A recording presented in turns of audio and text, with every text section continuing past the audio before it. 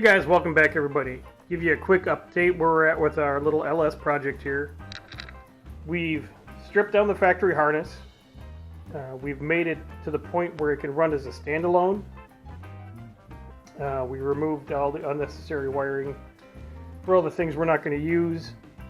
This half of the harness, it's just for the engine itself. The injectors, coil packs, all the necessary sensors, everything that this engine would need to run. If you hooked up power to the ECM, cranked it over, it would run. Okay, a few things that we left on the engine but disconnected. These are our O2 sensors, both left and right bank. We don't really know where our O2 sensors are going to end up. If we end up putting headers on the vehicle, they'll be longer, they need to be extended.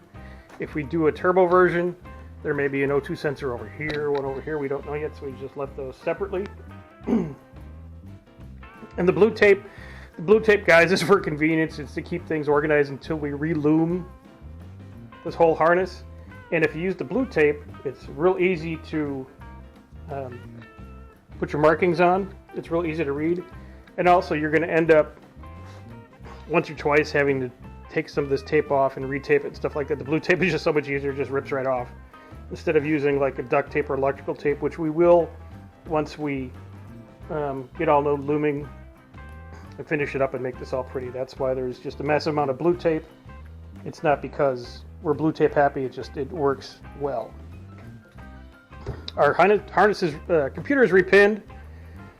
The easiest way to do this, guys, you go to lt1swap.com. They have all the information you would ever need. I am not the expert on this. They are. I'll put a link in the description here, and I'll put a link right in this video. Find the computer you're working with. This one happens to be an O2 5.3 out of a Silverado. Easy to pick out.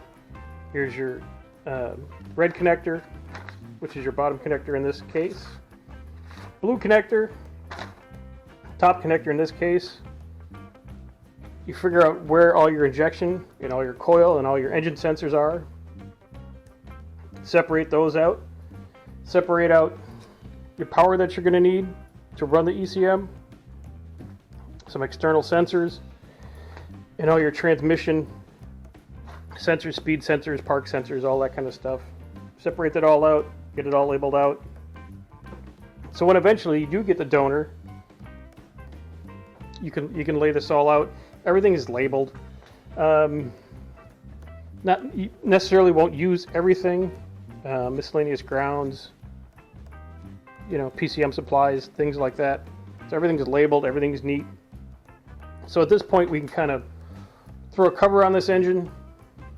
Wait until the shop's built, and we get the donor car in. But that's where we're up today. And again, I'll put a link.